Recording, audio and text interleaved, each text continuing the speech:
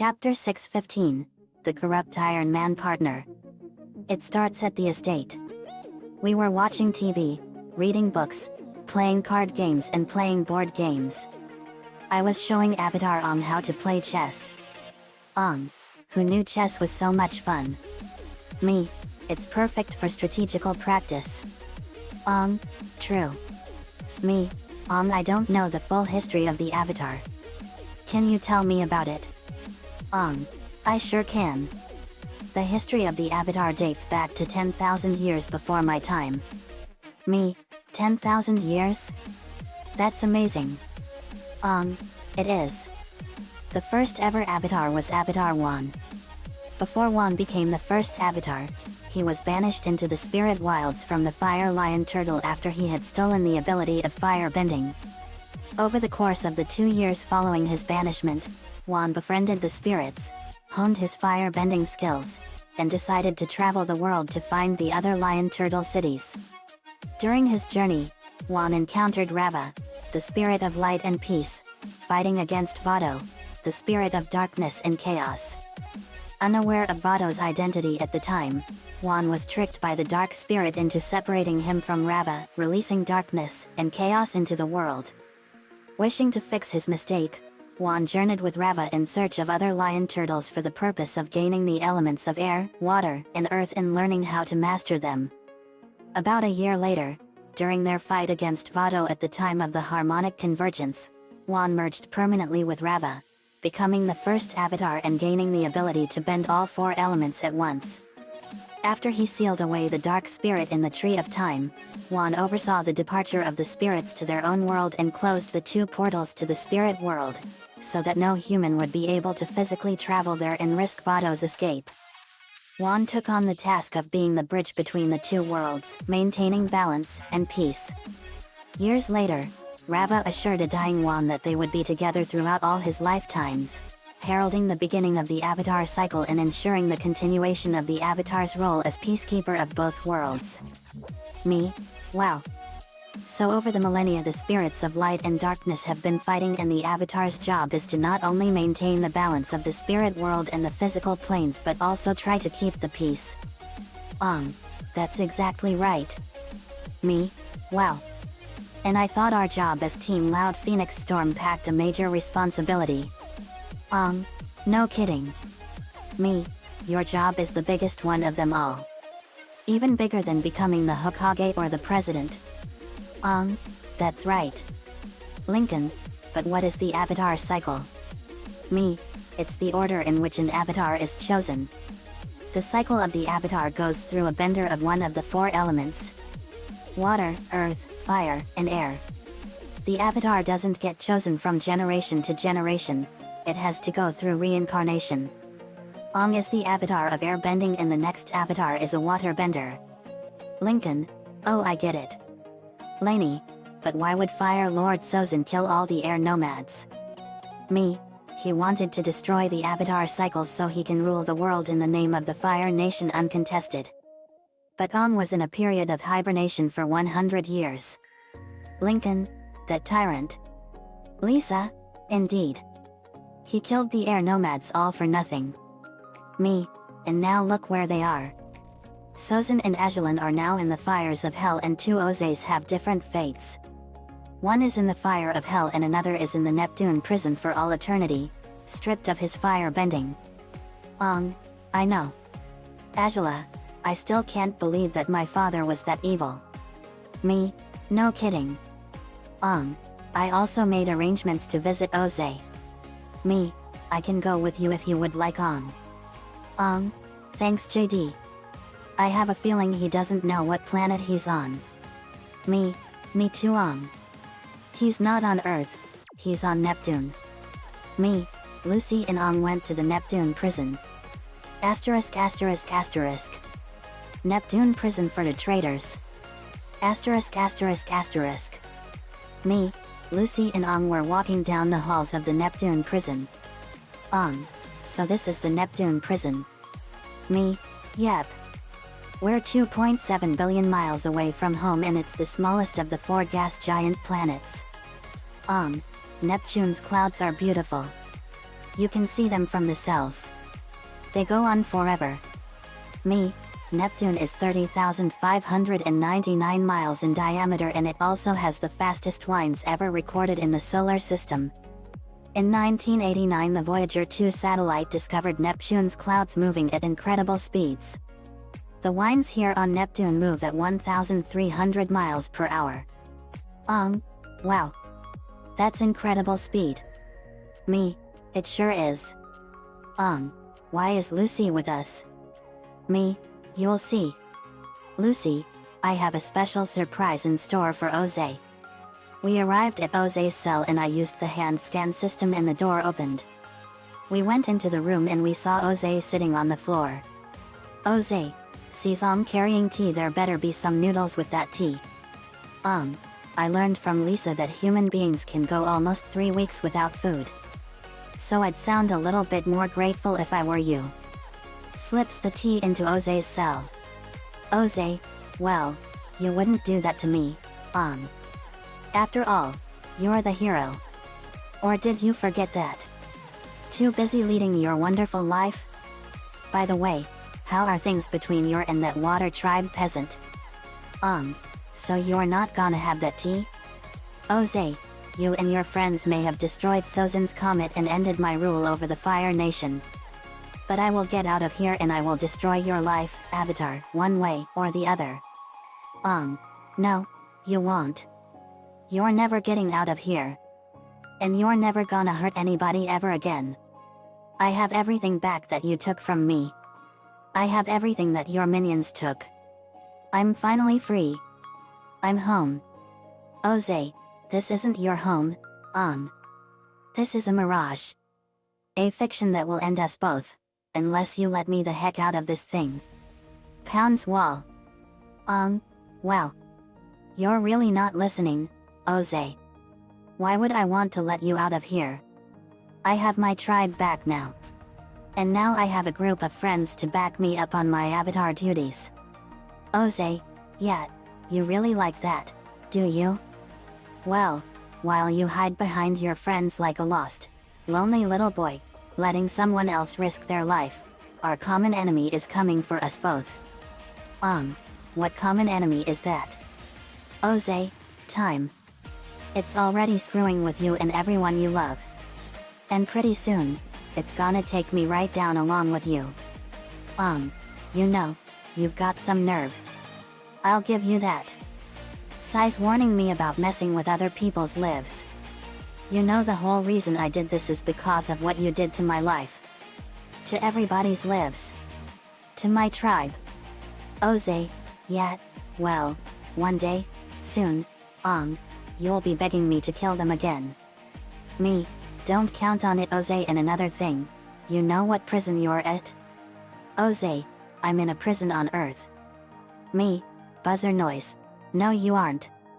You're actually in a prison cell in the clouds of the planet Neptune. You're 2.7 billion miles from home. Look. I use my powers to open a window in the wall behind me and Jose saw that I was right because of the vast ocean of blue clouds and how the sun looks so far away from there. Lightning was flashing and striking all over the clouds and it made the clouds look like a nightmare. Jose was horrified. Me, that's why you are never getting out of here. You're trapped above the clouds of Neptune and if you get out of here you will fall to your death and be obliterated by the winds in the clouds. Lucy, and you will face what you fear the most, Jose. Lucy revealed her evil red demon eyes and when Jose saw them he was so scared out of his mind that it looked like he had been to the very darkness of hell and was tortured there for 600,000 years. Which is 1 hour in Earth time. Me, nice job, Lucy. Lucy, thanks, big brother. Are you Lucy's brother? Me, not by blood. But our bond is so strong that she calls me another brother. That's a great bond. We went back home. Jose was so damaged psychologically by the sight of Lucy that he had to be put in a straitjacket and chained up. Asterisk. Back at the estate, Angela and Ian were practicing their fire-bending moves in the training yard. Ben used Alien X to give Angela back her fire-bending. Ian, I always wondered how strong your fire-bending skills were when you were doing them, and Angela. Angela, they were strong when I was practicing them. Ian, I can see that. Nico, hey Angela, we're heading to the junkyard to get some stuff for Lana and Lisa. Angela, coming Nico. Angela went there. Asterisk asterisk asterisk. In a local junkyard, Nico, Suzuki, and Stewie were looking for parts and stuff for Lisa and Lana. Nico, hey look at this. They went to a car and there was a familiar symbol that Nico knows on it. And there was a Butterfree and Pidgeot flying over it. Nico sees the Autobot symbol on the strange police car. Guys, we need to call the others right away. Suzuki, why? Nico, because we just found an Autobot. Stewie, I was wondering when we'd find one of them. Angela, don't forget the Butterfree and Pidgeot hanging around here. Nico, I'll take care of that. Nico threw 2 Pokeballs and he caught them. Stewie, good going man. Nico, thanks. Nico pulled out his cell phone and called me. We arrived and saw what Nico saw. Me, it sure is an Autobot all right. Let's get it back to Lisa's lab. We did so and Lisa did some repairs and Prowl woke up and transformed. Me, who are you? Prowl, I'm Prowl. It is an honor to meet you, JD. Me, you too Prowl. We found you in the junkyard and fixed you up. Prowl, thank you JD. Me, you're welcome. What was your job in the Autobots? Prowl, I am the strategist of the Autobots. Me, neat. How did you get there Prowl? Prowl told us that when the Autobot Ark crash landed many years ago after it was shot down by the Decepticon flagship the Nemesis, the Autobots were put into a state of suspended animation until a certain year. They had the Decepticons on the Ark. Prowl took us to where the Ark was located and we saw it and it was in a dormant volcano. It was an amazing ship. We brought it to the estate and built a huge garage for it. We did some major repairs on it. We also saw Optimus Prime and the Autobots. Me, Optimus Prime. Optimus Primal, that's MJD. Me, are the Maximals and Autobots related somehow? Optimus Primal, yes. The Maximals are the descendants of the Autobots and the Predacons are the descendants of the Deceptions. Me, quite an ancestry. How long did the Great War with the Autobots and Decepticons rage on? Optimus Primal, it raged on for thousands of years and the Autobots and Decepticons were supposed to reawaken back in 1984. Me, 35 years overdue. Optimus Primal, yes. We went into the cargo hold and we saw Megatron and the Decepticons. Me, so these are the Decepticons and the Megatron we killed was the Predacon version of this Megatron. Optimus Primal, that's right. Me, when we wake them up we can blast them into oblivion and save some of the Decepticons from themselves. Optimus Primal, good idea. We can't let the Great War start again back here. We saw another Decepticon. Me, Starscream. The most notorious traitor of them all. Optimus Primal, yes. He is a major problem in the files on him were classified by the Maximal Elders. Me, he sounds like he's bad news to the core. Optimus Primal, yes he is. The alarm then went off. Me, uh-oh. We went to the computer. We saw that Tony Stark's old business partner Obadiah Stane aka Ironmonger was causing trouble. Me, Obadiah Stane aka Ironmonger? Iron Man, he's one of my business partners at Stark Industries. Me, and I'm willing to bet that he's the one that poisoned you. Iron Man, I have a feeling you're right JD. Me, he tried to kill one of the greatest entrepreneurs on the planet and for that he doesn't deserve to be on this planet anymore. He's going to prison. Prowl, let me help out JD. Me, okay Prowl. Let's go. We went to Stark Industries. Asterisk asterisk asterisk. We busted in and went up the stairs and headed straight to his office. Tony, okay. I'm going to use the elevator to confront Stain alone. Once he does the whole villain monologue thing, that's where you guys come in. Me? Okay, Tony. Tony went into the elevator and he went up to his office. Stain, Tony. I see you and your friends managed to take down my Pidgeot. Tony, it wasn't really a challenge. How could you do this to me in the world, Stain? Stain, Tony, you still don't know how this world works. It's not what I'm doing to this world. It's what I'm doing for it. Sure, Team Loud Phoenix Storm and those other heroes are powerful. But what happens if they eventually fall in battle? Weapons, Tony. People used them in wars before. And now, if the world truly wants to survive, people need weapons shipped to them now. Tony, okay, I know you're part of the Legion of Doom. So why give me that bogus speech? Stain, because I want you to understand. A&D. I needed a little more time to get my armor fully online. Suddenly a fiery explosion blasted a hole in the roof. Me, Obadiah Stain, you're under arrest. Stain, for what? Me, attempted murder of Tony Stark. You tried to poison him with a lethal poison that would have killed him in 30 days. Stain, I did it to get sole possession of his company. Me, you're a monster, Stain. Sasuke, you have no conscience. Yolei, you deserve to be in prison for life. Then he turned into Ironmonger. Me, wow. He's huge. Tony, seriously, Stain? That's just a ripoff of my armors. Stain, but this one has something your armors never had. Sora, spots the power source on the armor Xehanort's residual darkness. Stain, that's right. And with its power, I'm going to tear you all apart.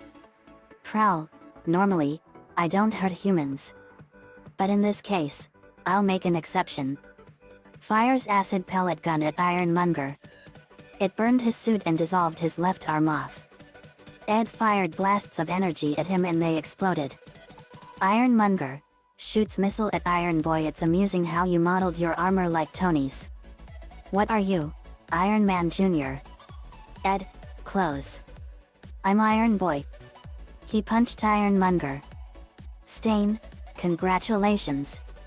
You all managed to save a bunch of civilians. Big deal. As long as I have this armor on, I'm basically invincible. Double D/Iron Boy, really? Doesn't seem like much of an armor if it gets all its power from darkness. Stain, angry you really are like Tony Stark, aren't you? Do you have even the slightest idea what complicated engineering is required for it successfully derive energy from the power of darkness, do you? Do you? Double D/Iron Boy, met. Stain, I'll kill you. Nico, Obadiah Stain, you have failed this city. Stain, not as much as you're going to. Nico fired a purple energy laser from his right hand and at him it hit Ironmonger and blew his left leg off. Me, Megatron's laser? Nico, yep. Yolei, get him Aquilamin. Aquilamin, echoing, blast rings. Aquilamin fired an energy laser with rings and Bumblebee fired her bee blasters. Aquilamin and Bumblebee, bird bee laser. The blasts combined and hit Ironmonger. Prowl, let's get him Sasuke. Sasuke, right. Chidori Senbon. Sasuke fired a shower of lightning needles and Prowl fired a laser gun. Prowl and Sasuke, lightning laser saw blade. The lightning needles combined with Prowl's laser and turned into a deadly energy saw blade. It hit Ironmonger and cut his other arm off. Iron Man, final smash time. Repulsor Death Ray. He fired a huge repulsor ray and it blew part of Ironmonger's chest apart. Ed, my turn. Repulsor Death Beam. Ed fired a blast from his eyes and burned the rest of Ironmonger's hand off. Nico, now to make sure that your suit never hurts anyone. Nico went Super Saiyan 4 and he punched the suit with devastating force and shattered it into a million pieces of metal. Stain was shaking in fear. Stain, looks like I'm unarmed and at your mercy. So tell me, Tony. Do you intend to take me alive or end this here and now? I slapped the cuffs on him and he was under arrest. Me, you're going to one of our space prisons for the rest of your life. Prowl, JD, being a hero isn't just about strength. It's about strength of character and showing respect. Even for your enemies. Me, that's true Prowl. I already knew about that for a long time. Prowl, oh. Iron Man, to the viewers, remember this folks, crime doesn't pay and never will. Me, no it won't. We saw Stan Lee and he was cleaning up our mess. Stan Lee, you sure sopped it to him guys. Me, you are really full of surprises Stan. How many jobs do you have? Stan Lee, many jobs all over. Me, I believe it. We laugh. Stain was sentenced to 18 life sentences without parole in the Jupiter prison. All his assets worth over $900 billion were seized and given to Tony Stark, and Stark Industries was back in Tony's possession. The end. Asterisk asterisk asterisk. Another fanfiction complete. This chapter is the prequel to the next chapter so to speak. We have a Transformers chapter in the works. Ironmonger from the first Iron Man movie was awesome. Nico-chan11 gave me the ideas for this one. Thanks man as usual. Let me know what you all think. See you all next time.